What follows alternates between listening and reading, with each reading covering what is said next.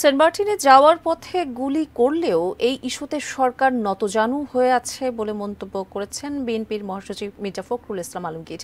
১৬ June সংবাদপত্র কালো দিবস উদযাপন উপলক্ষে সকালে জাতীয় প্রেস ক্লাবে এক আলোচনায় সাংবাদিকদের প্রশ্নের জবাবে এ মন্তব্য করেন তিনি।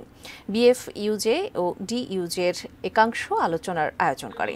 এ সময় বিএনপিপন্থী বিভিন্ন পত্রিকার সম্পাদক ও সাংবাদিক নেতারা বক্তব্য রাখেন।